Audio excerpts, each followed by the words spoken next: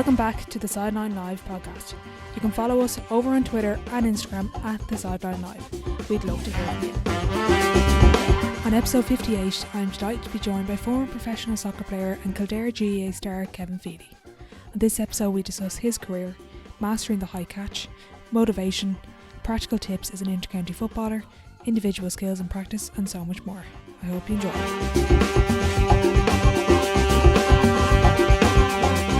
Hi Kevin, thanks a million for joining me on the podcast. No problem at all, Orla. Thanks for having me. I was doing a bit of research and actually only found this out today. You actually were born in Brussels and you grew up there and you speak French, is it? No, the French is a bit rusty now at this stage, but I lived there till I was 8, and did speak French at the time, but within about a year moving to Ireland, I totally forgot it all and struggled through me leaving cert French in the end. So it didn't stand me too well, unfortunately. So you moved to Waterford and you grew up there. Gaelic football wasn't really the priority growing up. No, it wasn't.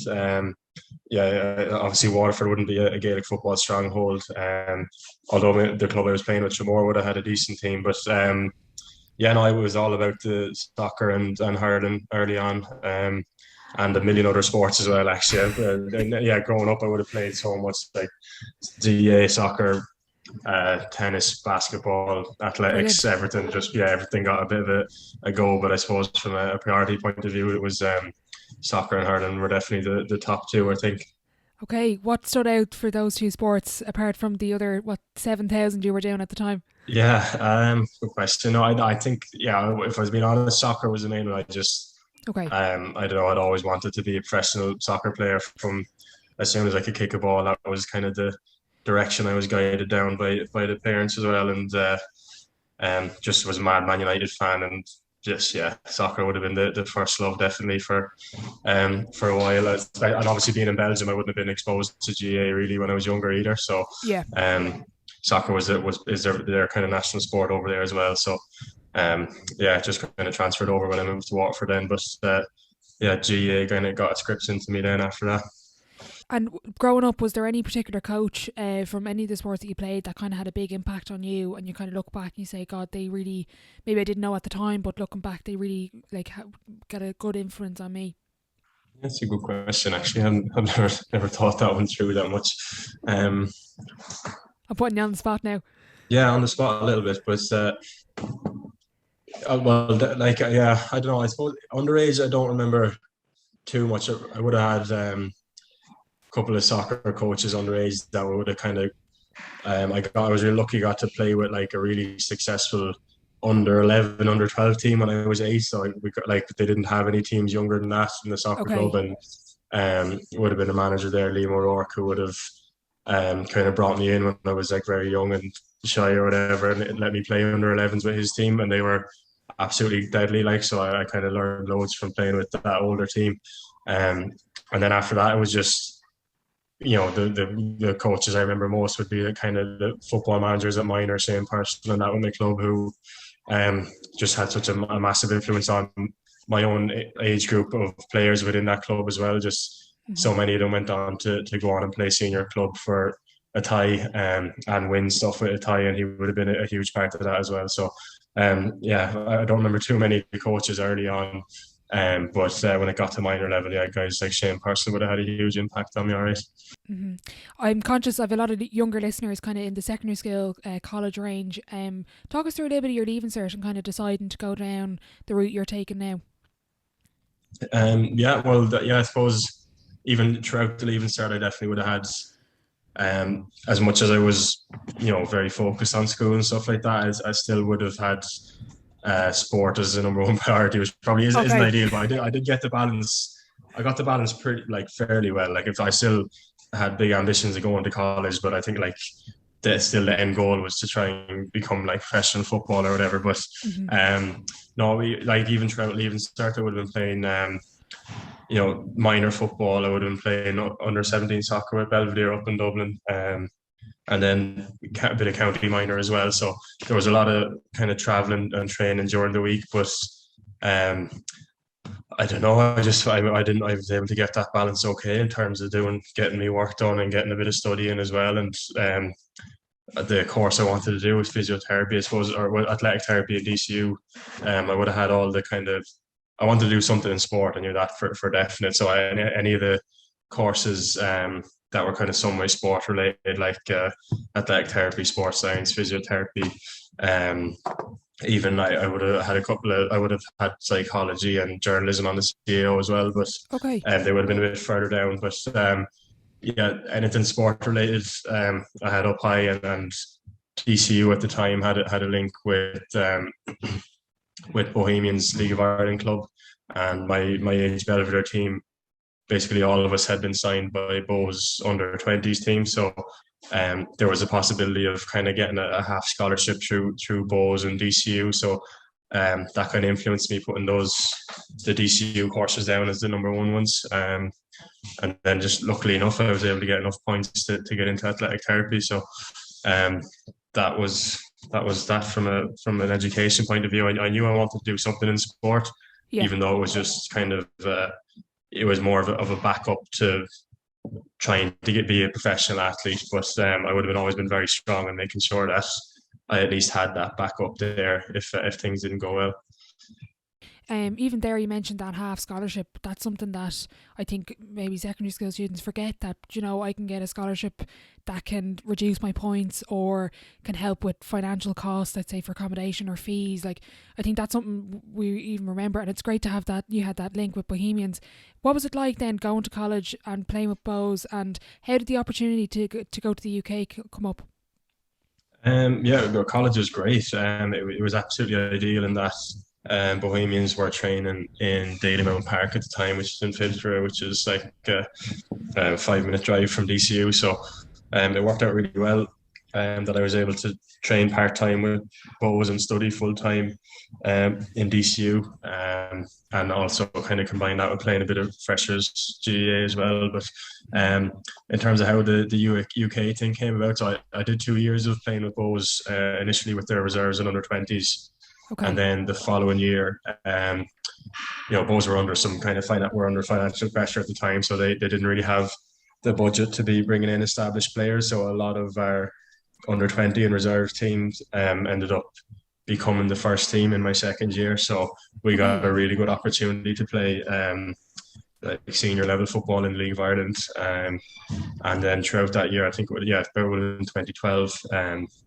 I just got a run of games, played regularly for Bows, and I think around August, September time, off the back of maybe 30 or so games, a couple of clubs got in touch with Bows, like a couple of clubs in the UK, asking about going over for a couple of trials, and I would have done 3 or 4 day trials with a few clubs in the UK during that time, and then luckily enough, a couple of them offered me contracts, Charlton and Peterborough, and I just ended up saying I'd try and defer the college course for a while and give the soccer a crack in the UK. So I ended up going over to Charlton then.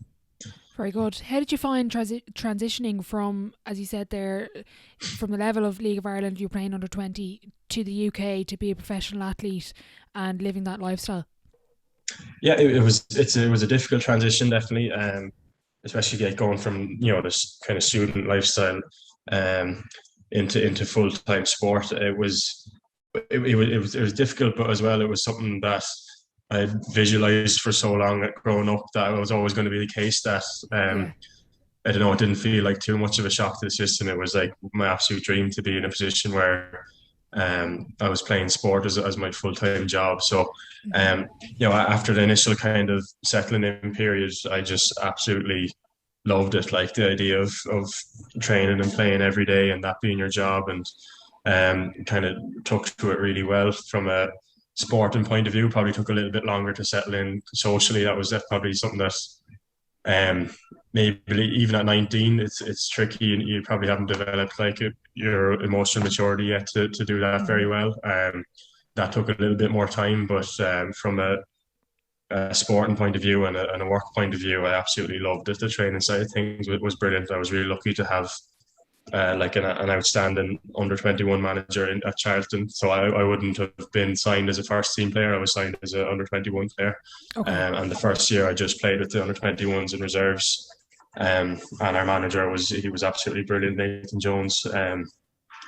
And he really helped to bring me on as a player and an athlete, and left me in what I thought would have been a really good position going into my second year at Charlton. But yeah, that didn't work out in the second year. But the first year, but I absolutely loved it. It was initially a tough transition, but once you get used to it, it's every young lad's dream, I think, to be playing professional football.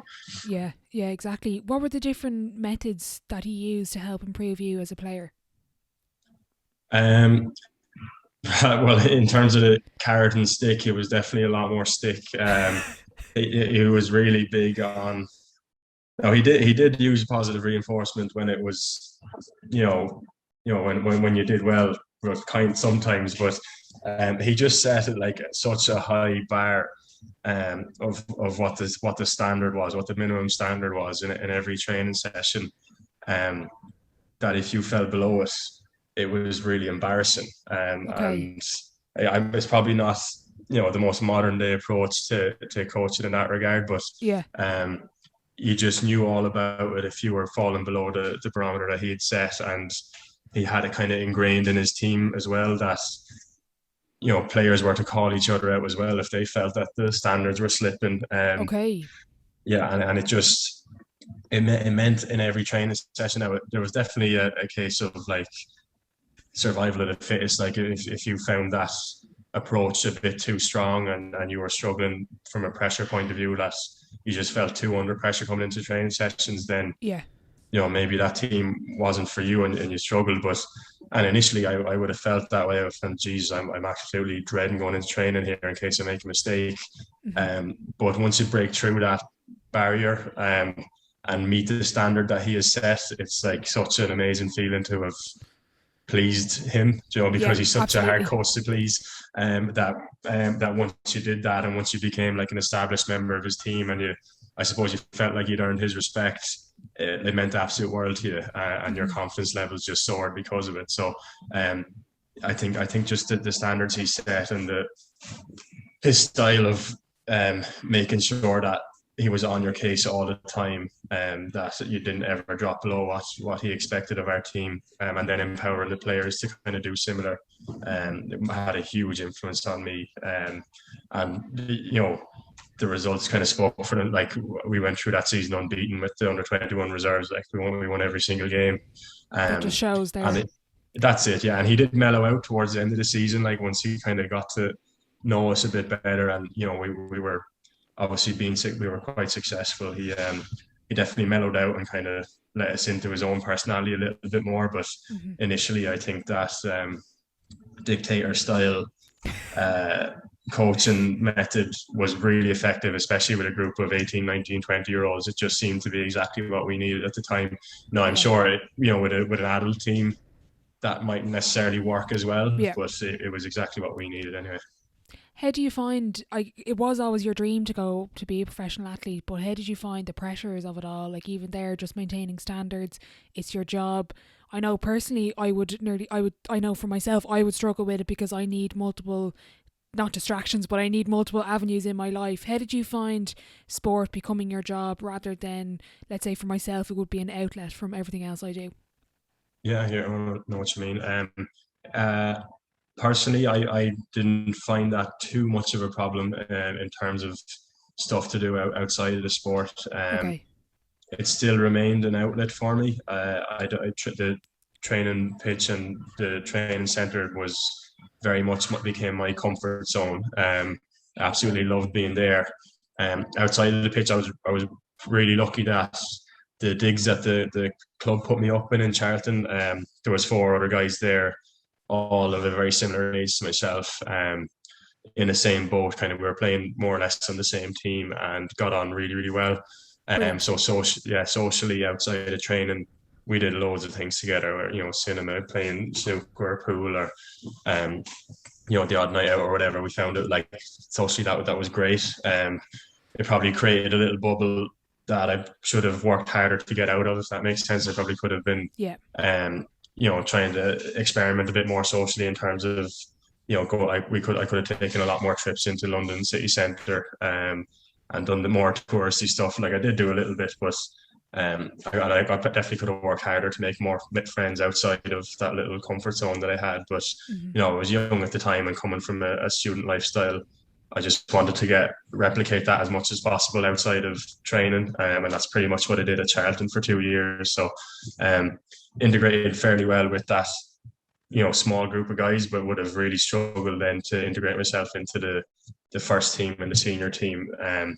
Probably due to a lack of maturity, I just wasn't, you know, ready to kind of expose myself to them and let them know what type of a person I was. But Yeah. I in terms of, you know, that being my full-time job, that was never a problem for me, and it was probably made much easier by the fact that I had 4 or 5 close friends there living beside me to socialise with outside of it. Mm-hmm. How did you find then? You mentioned the first year went really well, the second year maybe less so. What kind of happened? You mentioned there even just trying to break into the first team was a little bit of a struggle there. Yeah, so into the second year then, after what I thought was a good first season, when I went back for pre-season, I didn't make the first team squad that was going on a pre-season training camp in Spain. When I asked the first team manager about it, he just kind of, you know, not unpleasantly, he just kind of let me know that I wasn't part of his plans for the year ahead, and that would have been a bit of a blow.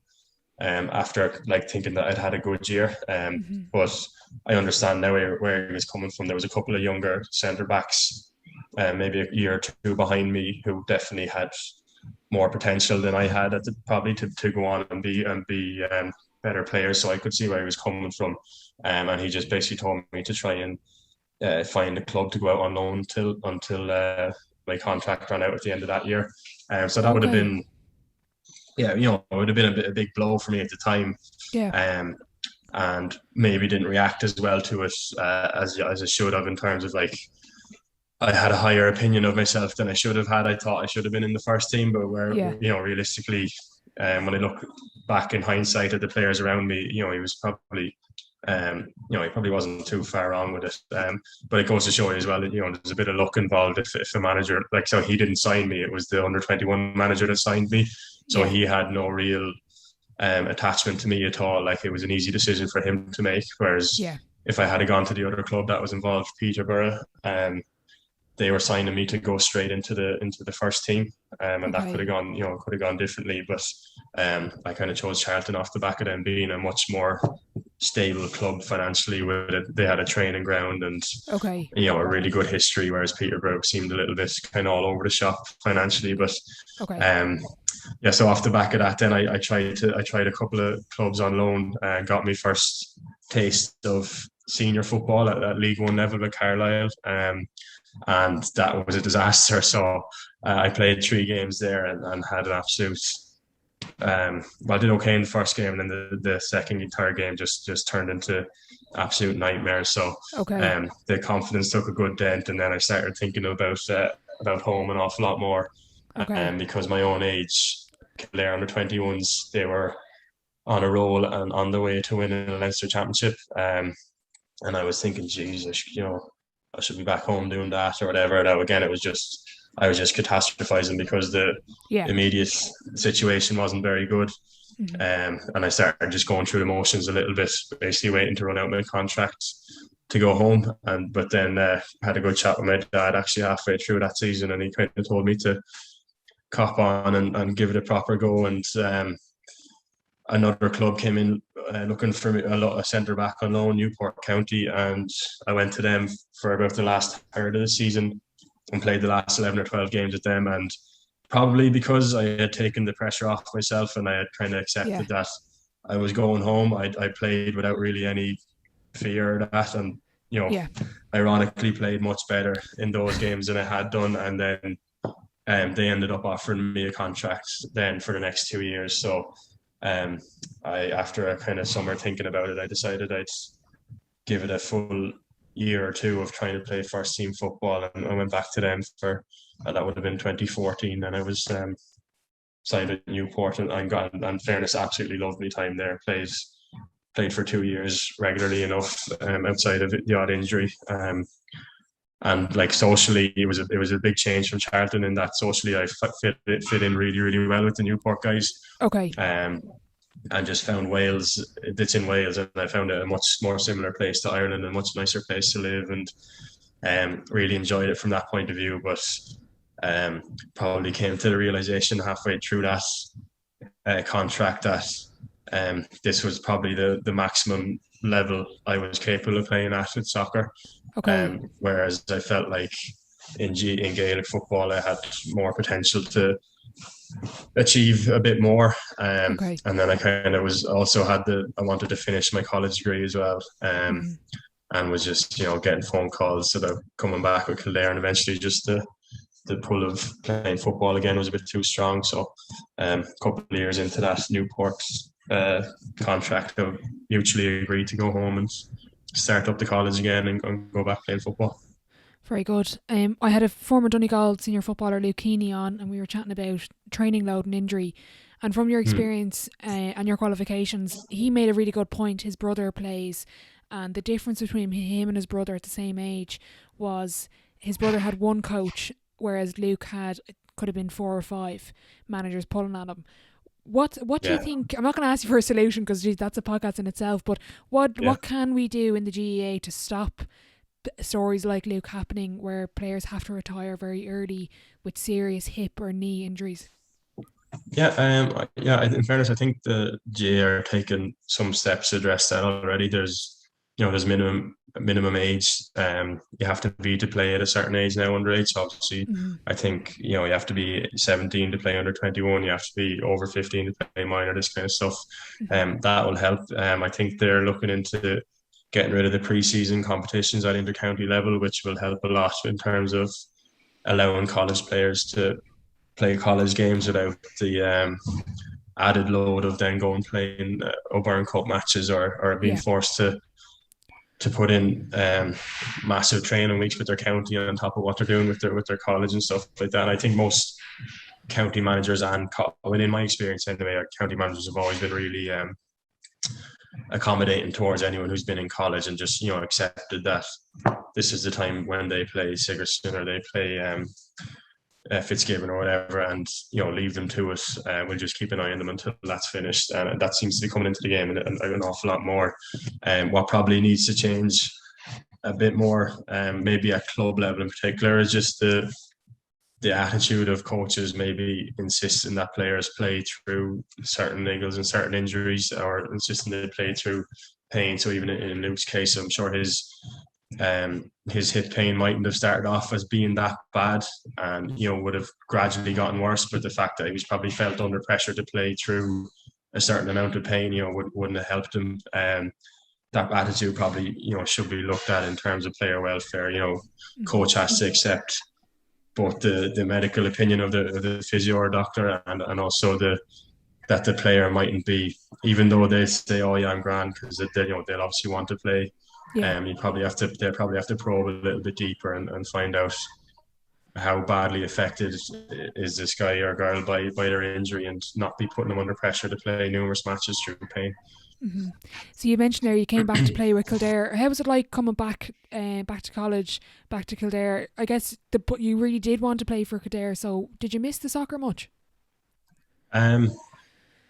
No, weirdly just didn't miss it a bit as much as I really liked it. I didn't miss it at all. It just, the GAA just became so all-consuming, and I went back into third year of college, so I picked up where I'd left off 3 years previously, and it's probably the most intense semester of the athletic therapy courses, the first semester of third year, and I just had to get straight into that, and that was really intense. And then obviously, with intercounty football being what it is from a time commitment point of view, I didn't have time to be thinking about soccer or to be missing soccer. It was very full on from the minute I started up again. We have to do certain work placements in our course with different teams, and I got put with the DCU soccer team as their athletic therapist on the sideline. And there were times when they were stuck for numbers and I'd tog out for them, but that was literally the only time I played soccer. So since 2015 I haven't played a soccer match or even 5-a-side, and not for any emotional reason. I literally just hasn't crossed my mind to do that. I Okay. just totally fell out of. Wouldn't follow the Premiership anything like that. The most I follow now is League of Ireland, because my brother's in it, and I kind of always have that connection with Bows that I've always wanted them to do well. So, Yeah. outside of that, I don't have really a huge connection to soccer these days anymore at all. Do you think that's because you did give it the 100%? Like you went to the UK, you got there, and even you mentioned there previously, you just realised this is probably the maximum I can get. And what sounds like you got a kind of a bit of closure, even kind of going to the UK and being like, right, I did what I said I wanted to do. Yeah, I think that's fair. I definitely I was glad that I gave it the extra year that my dad kind of convinced me to do, and got the opportunity to play first team football for a period of time. Hmm. Um, and yeah, I'd say because I kind of left on my own terms rather than not finding a club, that probably helped from a not having too many regrets point of view. Hmm.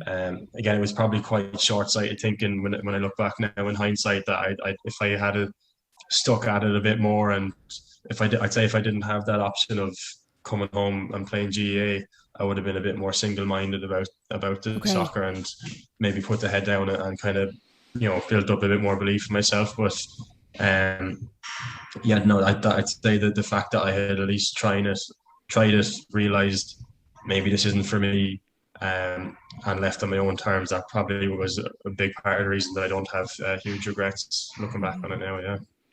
To be an intercounty footballer, to be a professional athlete, you need a lot of motivation. And I was chatting to Adrian O'Sullivan, Dublin Camogie coach, and he was made a really good point about kind of like people asking about halftime talks or kind of motivation. He was like, well, to be an intercounty footballer, you don't need me to be screaming at you to do something. You're just going to do it anyway. Where does your motivation come from to be an elite athlete and to be the best player you can be?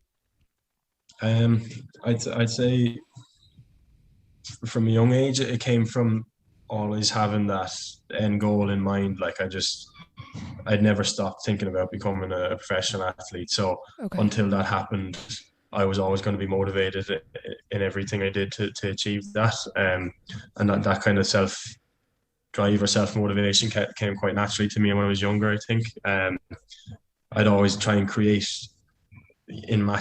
someone that needed to be impressed, and like even if it was an imaginary scout on the sideline, or a coach that I really really respected, I wanted him or her to think really highly of me. Yeah. um I used to use that tool as a motivating tool all the time.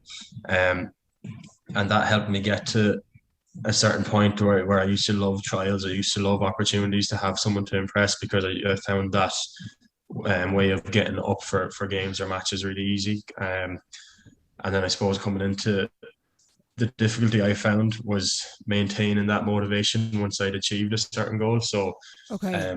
that's probably where I kind of came off the boil a bit. Even at Newport, so I got playing regularly for 10 games, and then would have allowed complacency to sit in, definitely.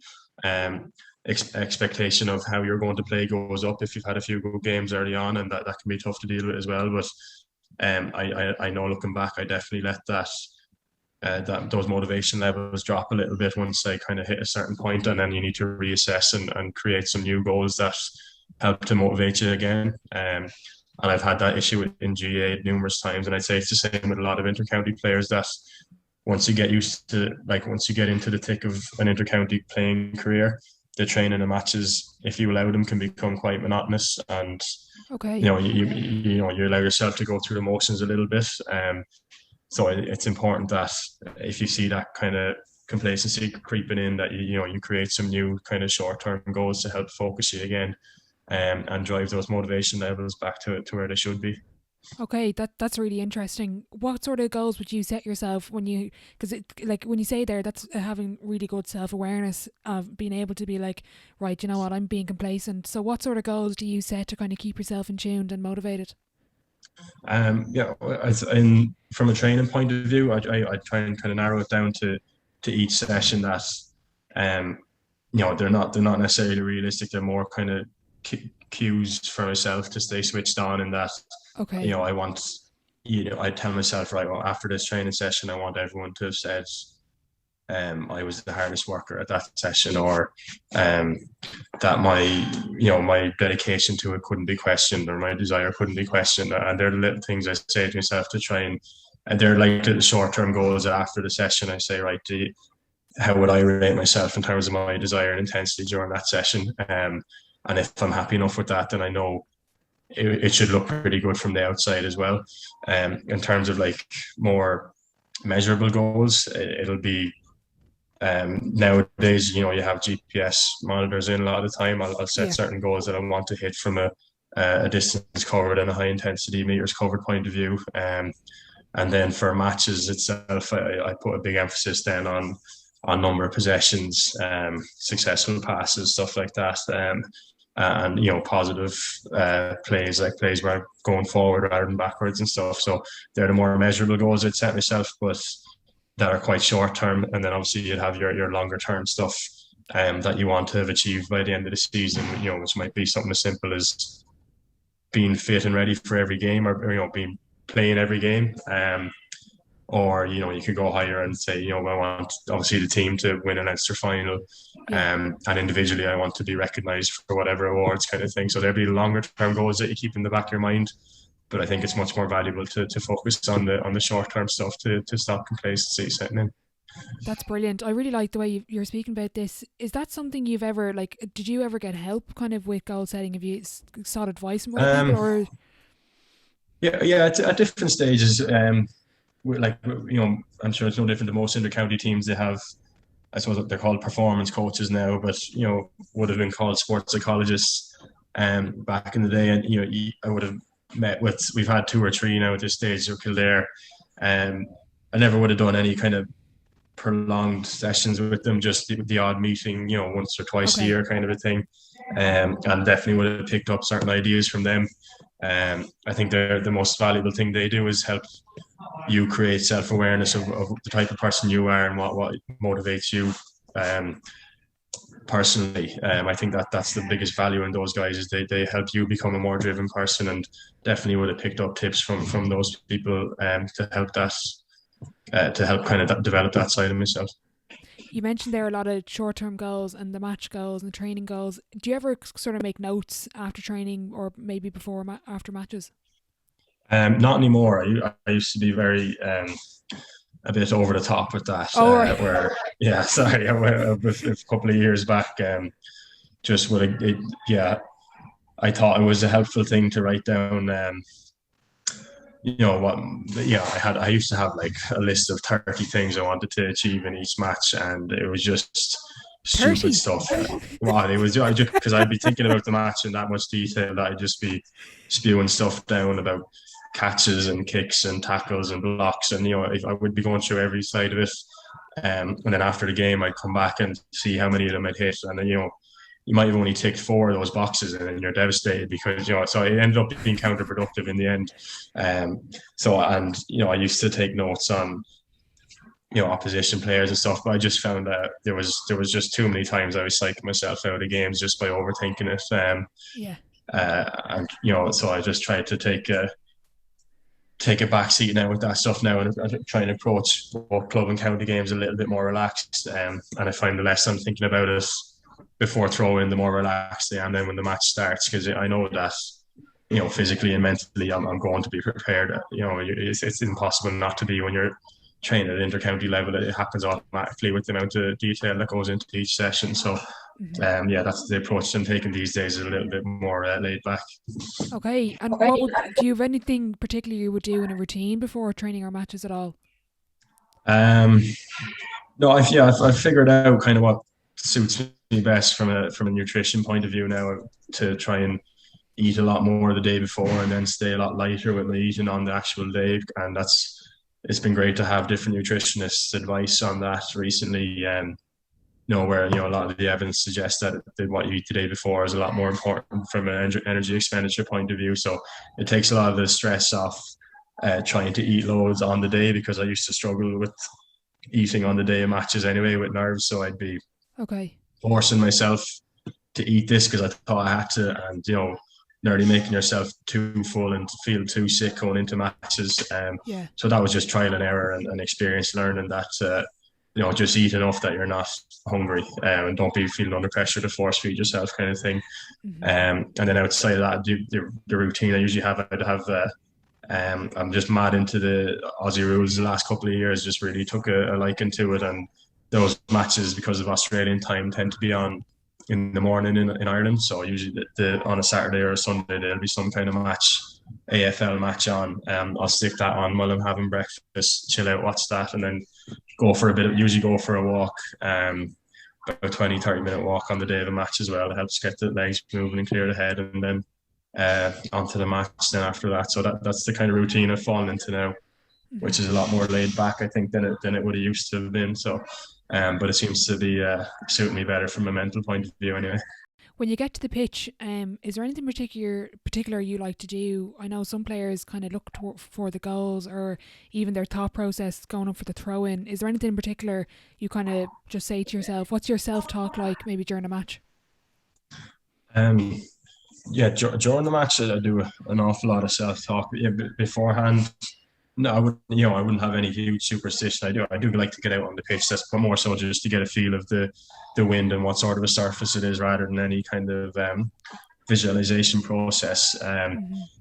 During the match, then I like kind of a mantra I've always lived by to avoid negative thoughts getting into my head is that I'll always try to be, talking out loud. So I'm sure it's really annoying for a majority of my teammates, but I never shut up. But it's hopefully they realize it's more of it's for a selfish point of view rather than it might seem like I'm talking to them and telling them where to go and what to do and stuff like that, but it's it's a personal thing really. It keeps me switched on. It helps. I know if I'm talking to others around me, I'm switched on about my own job as well. And that helps to stop any kind of negative thoughts creeping into your head as well. Because you're constantly staying present and you're staying in whatever that current moment is. So I know that if I'm gone quiet during a game, that's usually a sign that I'm not doing too well, or that I need to do something to change things. So I usually use that as a cue. If I've kind of noticed things have gone quiet, it's usually because I'm not talking and that I've switched off. So I like to use that as a cue to keep myself motivated during games. Okay, that's really interesting. I've asked a couple of people this question, not particularly GA players, but is the game, as a percentage even, is the game more physical or mental? That's a good one. Well, there's obviously a minimum physical standards you have to be capable of to play the game at any level, but especially at intercounty level. But in general, at intercounty level, most guys are of a similar physical ability. With the odd exceptions here and there, especially position specific. You're not likely to be marking someone in your position who's overly different to you from a physical attributes point of view. So, then after that, I do think it's more mental, at intercounty level, because as I said, it's a lot more an even keel from a physical point of view. So, I think your belief in yourself and your team and your system and stuff like that become a lot more important than probably the physical side of things at the highest level. So I'd put the 60-40 in favour of mental skills when it comes to intercounty level. Okay, interesting. I have a lot of coaches listening to the podcast, and I've asked, again, a number of people this question. It's kind of like every podcast I ask it, but what's the most underrated skill or attribute in the game at the moment, do you think? Is there anything we're really overlooking? That's a great question. Underrated skill in the game. I think Tyrone and Mayo have kind of set a blueprint for Gaelic football anyway. But it's more so like it seems to be a tactical awareness thing more so than any individual skill. They seem to just have an ability to just play totally as a team, like without individuals. Both and Dublin are no different, obviously. But it's so evident when you watch both Tyrone and Mayo that the selflessness of all of them, it kind of screams out at you that none of them seem to be playing for any kind of individual glory. They all seem to buy into this system that the managers put in place for them, and seem to believe that they're capable of carrying it out to the absolute max. For Tyrone in particular, seem to have the conditioning to do that. So I think the most underrated skill is probably selflessness, and creating an environment in your team where the we comes before the I all the time, and then just having that belief in yourself as a player to be able to carry it out to the max ability. So again, I don't think there's any underrated like physical skill in terms of kicking or soloing or high catching. Like I think they're all at that level being performed to a great ability. I think it's more of a tactical awareness and a selflessness seems to be the skill that's getting teams over the line more so these days. Okay, that's a really interesting answer. I really like that one. Out of interest, with the high catch, I had a note down. I know you did an interview and mentioned it before.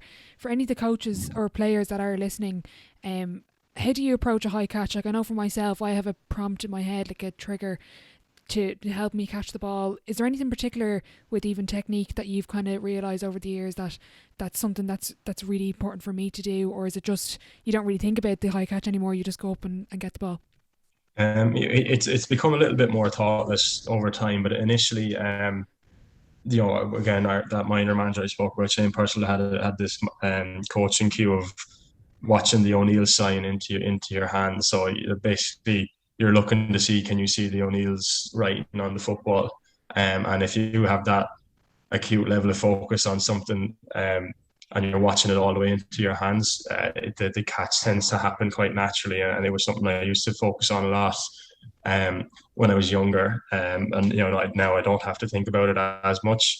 Now probably the main kind of coaching aspect or a cue that I use for going for a high ball is to I find with a lot of players and myself as well that it's quite a vulnerable position to put yourself in, to jump into a crowd of bodies like that. You're opening yourself up to being hurt basically, and it's a mental challenge to tell yourself to go as hard for the ball as you possibly can.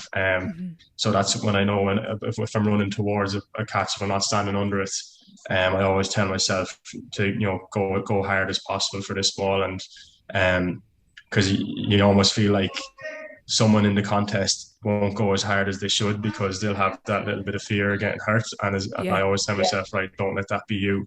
Make sure you're the one that goes as hard as possible into the contest. And that usually helps me in terms of getting to the ball first. Obviously, if everyone goes hard for it, it'll just break. But at least you broke even and you didn't let them catch it. So that's what I tend to tell myself anytime I'm jumping for a high ball. Brilliant. How did you find the water breaks? I don't know if there's a decision being made about next year, but how did you find them as a player? You're great. Yeah, I don't see any issue with them at all. Okay. Yeah, I don't.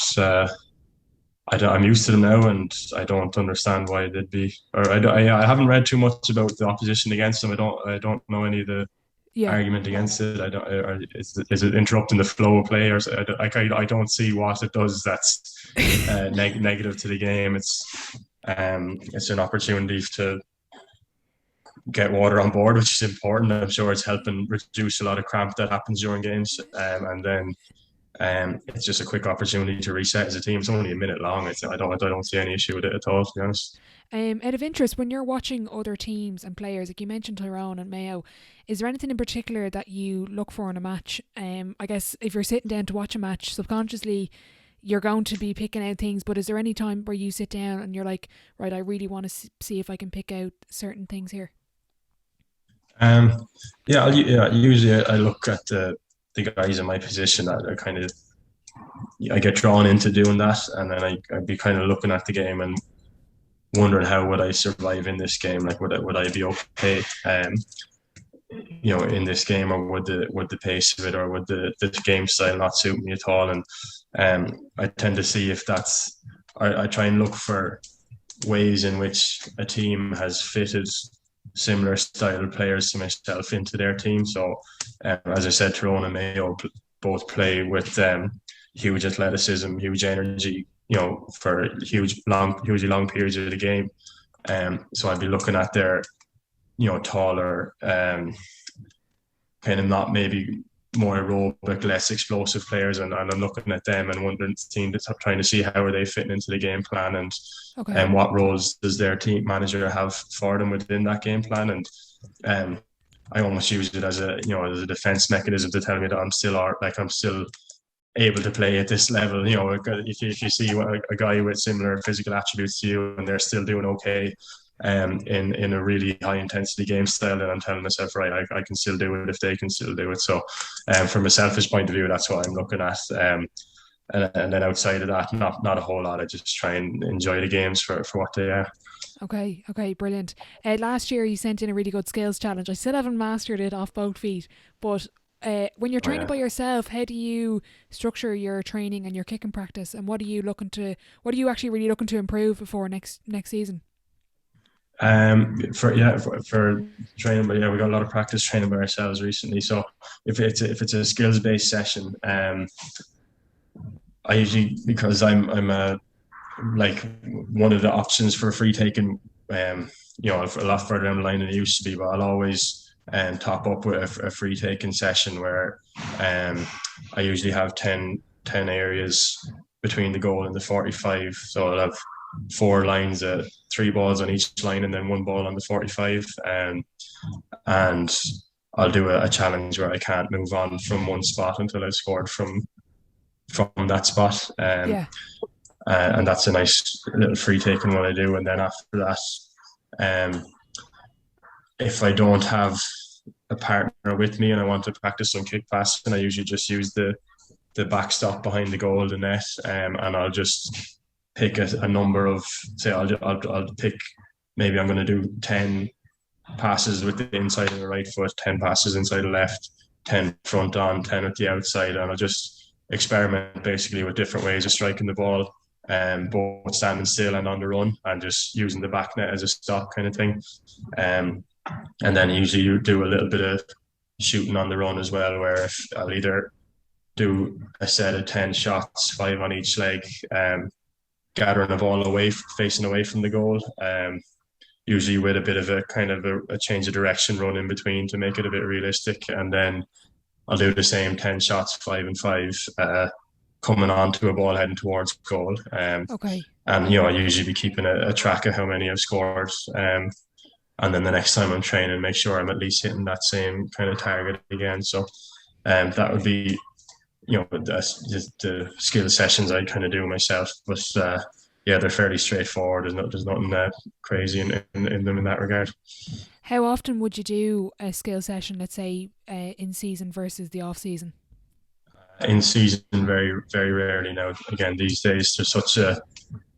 I used to be doing them all the time, but then with I don't know if it's the case, but I would have been picking up various kind of muscle strains, and physios were always claiming it was load related, and that I wasn't allowing enough recovery time. So an easy thing to knock on the head would have been the extra skills session. So from a training load point of view, it's probably you don't want to be overdoing it, because you're getting plenty of it, skills work in your training sessions naturally. So I usually, if I want to focus on some specific skills work in season, I do it for 20 minutes or half an hour before training, or 20 minutes or half an hour after training, and try and get it all done in the one night.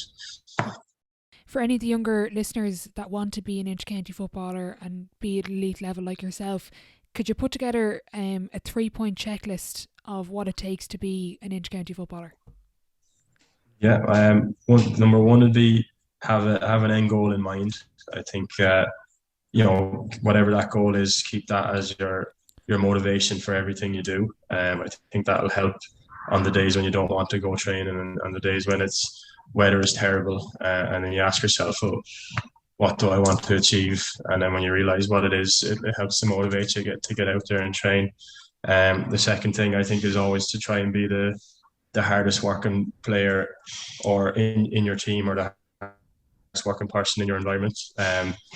Don't let it be said about you that you're lazy. I think I always find that to be a big insult if someone suggested that about me. So I try and always make that not the case. And then the last thing is, you don't be afraid to express yourself. So you practice all these skills for a reason, not just to achieve your end goal, but also to show what you're capable of and to enjoy what you're doing. So you practice those skills to try and do them in a match situation and training situation. So if you feel that opportunity arises, always back yourself and believe in your own ability to do it. So that'd be my little checklist, I think.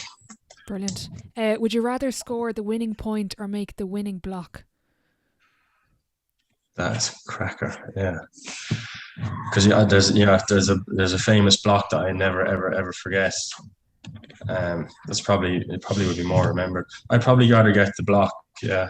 Okay. Yeah, I'd say 2 or 3 years ago I would have said the point, but nowadays I think the block would be. Yeah, I'd rather get the block. So far in your career, what's been the biggest lesson you've learned from sport? Biggest lesson is time goes by quickly, so make the most of every single season that you're playing. As I was saying, if you allow a period of time to happen where you're going through the motions and you're happy to have a mediocre season, you'll definitely regret it in years to come. So make the absolute most of every season that you're playing. That would be the biggest lesson I've learned. Speaking of seasons, new management are in, looking towards next year. What's the goal for yourself personally, and where do you think you can go with Kildare? Personally, it's to try and impress the new management enough that I'm maintaining a position as a starting player. That pre-season will be so important in that regard. I'm really looking forward to that, and also to try and maintain a level of fitness that allows that stops me from missing games due to injury. Mm-hmm. And then personally, Kildare have an absolutely huge year ahead of them in Division 1. I've had experience of getting promoted to Division 1 and then going straight back down the following year. So I think as a team, our main goal will be not just to have the performances which we had in 2018, but also to consolidate those performances with some results and try and maintain our spot in Division 1. Fantastic. So I'm going to move on to the sideline 7. It's the same 7 questions at the end of every episode. It's kind of a thought-provoking round, but you can take it whatever way you want. Question 1, what is your favourite quote? Favourite quote? I used to have a good one. My favourite quote, this could be in relation to anything. Anything you want, yeah. It doesn't have to be sport, it can be whatever. Do you watch Ted Lasso? No. Sorry. Right, it's a great show. That was recently out about a guy, an American football coach who comes over and coaches a soccer team. It's very funny, but he's inspirational anyway. He said, "Don't let fear of doing something stop you from doing something you can." That's my favourite quote. Are you a big quotes fan? I write them down, but I never remember them off the top of my head. They're in like a bank in my notes on my phone. But I'm the same as you, yeah. Yeah. Second question, best sporting event you've been to?